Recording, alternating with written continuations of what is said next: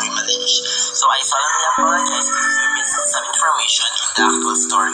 In Malinche, Laura Esquivel reimagines the relationship between the Spaniard Hernan Cortes and the Indian woman Malinali, his interpreter and mistress during his conquest of Aztecs. Malinali meets Cortes and, like many, including the Aztec king Montezuma, suspects that he is the returning forefather god of their tribe. Throughout the Mexican history, Malinali has been reviled for her betrayal of the Indian people, but recent historical research has shown that her role was much more complex. She was the mediator between two cultures, Hispanic and the native. Characters: Malinali, the protagonist of the story.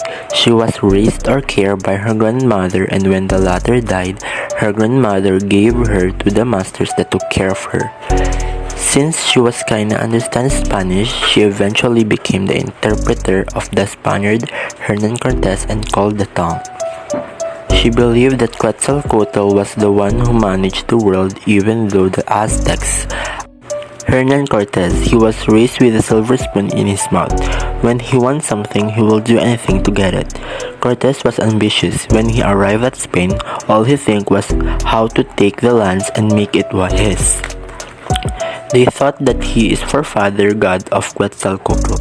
Montezuma, he was the Aztec emperor. He was the emperor of the empire where Malinali belonged. Aztecs, the people who Malinali lives with, their beliefs in God of everything are really religious.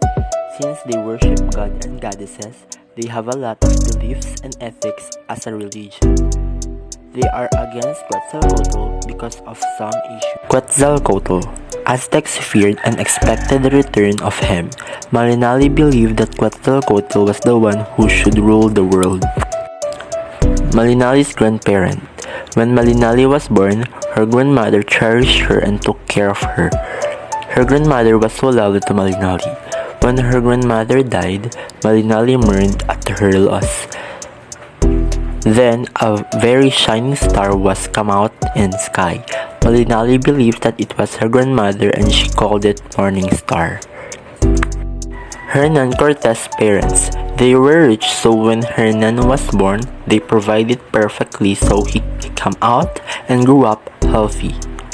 They spoiled Hernan Cortes so much that when Hernan grew up, it also affects its personality. Background of the author. Laura Esquivel was born in Mexico City in 1950. Her first novel, Like Water for Chocolate, 1989, stayed on the New York Times bestseller list for over 1 year, has been translated into more than 33 years language, and has sold about 3 million copies around the world.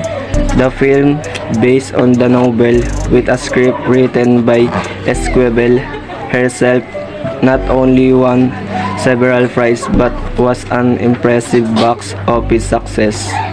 Laura Esquivel lives in Mexico. The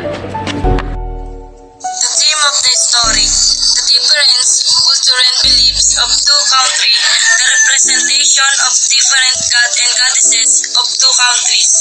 It features different lifestyle and cultural references of Nahuatl and also Spaniard. It also shows the relationship of two different perspectives, and yet they still feel in love to each other. Plot of the story. Malinali was the mediator between two cultures, Hispanic and Native American, in 3 languages, Spanish, Mayan, and Nahuatl. She was also a slave trying to rebel against the barbarous culture of her master, the Aztecs. But her loyalty was to her own people, whom she was trying to set free. Moral of the story. Sage life lessons. Love is life-longing, so even don't show it, you still feel their love. Opinions, our beliefs, is important and has right to speak. Love is constantly language. To be said, you can kill yourself. Hard work is needed. You work another to achieve your goals and mission. Love is conquering, building,